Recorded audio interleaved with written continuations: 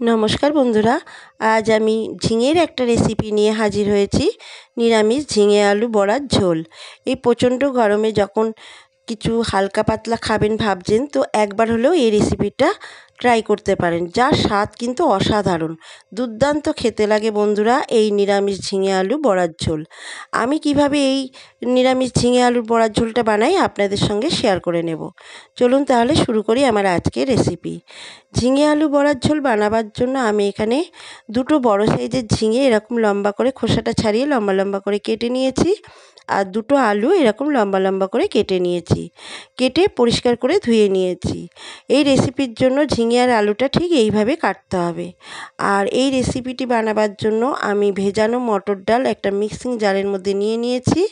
নিয়ে এই মটর ডালের মধ্যে আমি একটু কাঁচা লঙ্কা, আদা, নুন, চিনি দিয়ে দিয়েছি, আর 2 চামচ জল দিয়ে এই মটর ডালটা বেটে নেব। মটর ডালটার একটা মিহি পেস্ট করে নেব। দেখুন মটর ডালটা আমার বেটে নেওয়া হয়ে গেছে। ঠিক এইভাবে বেটে নিয়েছি আমি। বন্ধুরা, যতটা জল কম দিয়ে পারবেন বাটবেন। আমি এখানে 2 চামচ জল ব্যবহার করেছি। এবার এই মটর ডাল থেকে আমি প্রথমে মটর ডালের বড়াগুলো ভেজে নেব। কড়াইতে সর্ষের তেল দিয়ে আমি মটর ডালের বড়াগুলো প্রথমে ভেজে নিচ্ছি। এক পিঠ হয়ে গেলে আর এক পিঠ উল্টে দিয়ে মটর ডালের সমস্ত বড়াগুলো ভেজে নেব। যখন ডালের বড়াগুলো একটা সেট হয়ে যাবে এক পিঠ, তখন আর এক পিঠ উল্টে দিতে হবে। বন্ধুরা, আগেই খুন্তি দিয়ে নাড়াচাড়া করবেন না, তাহলে ডালের বড়াগুলো কিন্তু ভেঙে যেতে পারে। তাই একটা পিঠ হয়ে যাওয়ার পরেই একটু সময় অপেক্ষা করে আর এক পিঠ উল্টে দেবেন।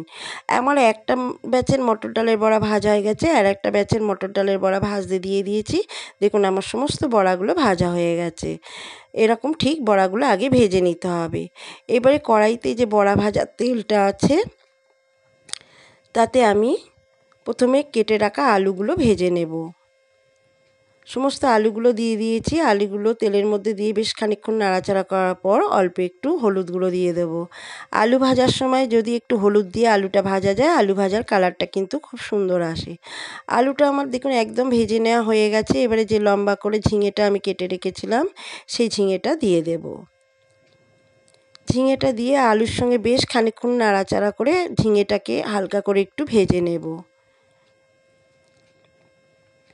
এই সময় আঁচটা বন্ধুরা মিডিয়ামে রাখবেন। মিডিয়াম আঁচে রেখে এই ঝিঙে আলুটা ভেজে নিতে হবে। ঝিঙেটা বেশ খানিকটা নরম হয়ে গেছে। এই সময় আঁচটাকে লো করে দিয়ে আমি একটা মশলার পেস্ট বানিয়ে নেব। আমি একটা বাটি নিয়ে নিয়েছি।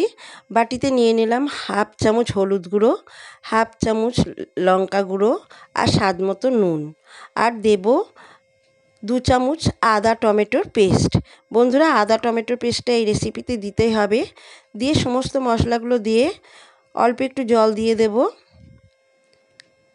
দিয়ে চামচের সাহায্যে একটু নাড়াচাড়া করে এই মশলাটার একটা পেস্ট আমি বানিয়ে রেখে দিলাম। এই মশলাটাই কিন্তু আমি এই রেসিপিতে ব্যবহার করব। দেখুন মশলাটা খুব ভালোভাবে আমি মিশিয়ে নিয়েছি। এবারে আমি দেখে নেব আমার ঝিঙে আলুটা কতদূর ভাজা হয়েছে। একটু নাড়াচাড়া করে দেব। ঝিঙে আলুটাকে নাড়াচাড়া করে দিয়েছি। দেখুন ঝিঙেটা বেশ খানিকটা নরম হয়ে গেছে। এবারে বাটিতে যে মশলার পেস্টটা আমি গুলে রাখলাম, সেই মশলার পেস্টটা দিয়ে দেব। মশলার পেস্টটা দিয়ে এই ঝিঙে আলুর সঙ্গে খুব ভালোভাবে কষিয়ে নেব। বন্ধুরা, এই মশলাটা খুব ভালোভাবেই কষিয়ে নিতে হবে, তবেই কিন্তু রেসিপিটার স্বাদ বেড়ে যাবে অনেকটা। দেখুন মশলাটা অনেক সময় ধরে আমি মিডিয়াম আঁচে কষিয়ে নিচ্ছি। যতক্ষণ না তেলটা ছেড়ে দেয় ততক্ষণ পর্যন্ত কষাতে হবে। আরও একটু কষিয়ে নেব।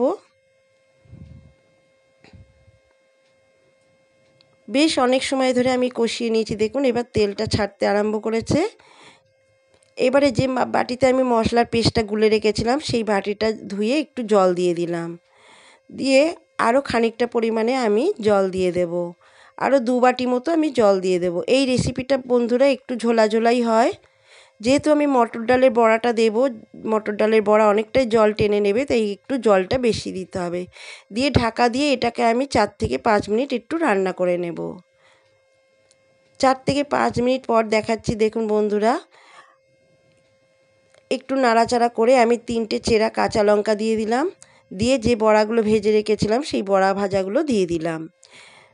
দিয়ে একটু ভালো করে ডুবিয়ে দেব ঝোলের মধ্যে বড়াগুলো, দিয়ে আরও 2 মিনিট মতো রান্না করে নেব। আরও 2 মিনিট পর দেখাচ্ছি, দেখুন ঠিক এরকম হয়েছে। এই অবস্থায় আমি এই তরকারিটা একটা পাত্রে ঢেলে রাখবো।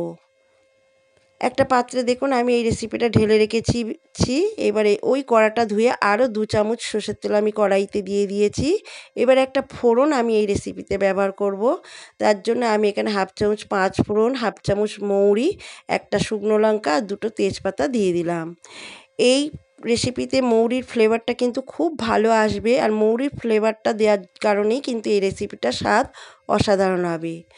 দিয়ে ফোড়নটা যখন ভাজা ভাজা হয়ে যাবে তখন যে তরকারিটা আমি করে ঢেলে রেখেছিলাম বড়ার ঝোলটা, সেই ঝোলটা আমি দিয়ে দেব। সমস্ত বড়ার ঝোলটা দিয়ে ভালোভাবে একটু খুন্তি দিয়ে নাড়াচাড়া করে নেব ফোড়নের সঙ্গে। এই ফোড়নটা দেওয়ার কারণেই কিন্তু বন্ধুরা এই রেসিপিটার স্বাদ অসাধারণ বেড়ে যাবে। দিয়ে আরও 3 মিনিট মতো আমি রান্না করে নেব। আরও 3 মিনিট আমি রান্না করে নিয়েছি। এবারে দেখে নেব আলুগুলো সেদ্ধ হয়ে গেছে কিনা। আলুগুলো একদম সেদ্ধ হয়ে গেছে। আর ঝোলটা ঠিক এই রকমই রাখবো, বেশি ঝোলটা টেনে নেওয়া যাবে না, শুকানো যাবে না। যেহেতু বড়া দেওয়া আছে তাই ঝোলটা নামানোর পর ঠান্ডা হয়ে যাওয়ার পর কিন্তু অনেকটাই ঝোল টেনে নেবে। নামাবার আগে 1 চামচ চিনি দিয়ে দিলাম। চিনিটা দিয়ে খুব ভালোভাবে মিশিয়ে নেব। যেহেতু নিরামিষ রেসিপি একটু চিনি দিতেই হবে। চিনিটা দিয়ে খুব ভালোভাবে মিশিয়ে নিয়েছি। আমার ঝিঙে আলু বড়ার ঝোল একদম তৈরি। পরিবেশনের জন্য খানিকক্ষণ আমি এইভাবে কড়াই একটু রেখে দেব, দিয়ে তারপরে একটা পাত্রে সার্ভ করে দেব। বন্ধুরা আপনারাও বাড়িতে একবার হলে এইভাবে বানিয়ে খেয়ে দেখুন, খেতে দুর্দান্ত লাগবে। শুধু এই রেসিপিটা দিয়েই সমস্ত ভাতটা নিরামিষের দিনে খাওয়া হয়ে যাবে। আর আপনারা যদি বাড়িতে এইভাবে বানান তো কমেন্টসে আমাকে লিখে জানাতে ভুলবেন না আপনাদের খেয়ে কেমন লাগলো। আশা করছি আপনাদের ভালো লাগবে আজকের এই ভিডিওটাই। আপনারাও বাড়িতে বানাবেন এইভাবে নিরামিষ দিনে, যে কোনো নিরামিষের দিনে ঝিঙে আলু বড়ার ঝোল। আমার আজকের এই রেসিপি যদি ভালো লাগে তো অবশ্যই একটা লাইক করবেন, আর আমার চ্যানেলটিকে সাবস্ক্রাইব করে আমার পাশে থাকার অনুরোধ রইল। আবার ফিরে আসবো আরেকটি রেসিপি নিয়ে। ততক্ষণে সবাই ভালো থাকবেন, সুস্থ থাকবেন, আর আমার ভিডিওটি এতক্ষণ ধরে দেখার জন্য সবাইকে অসংখ্য ধন্যবাদ।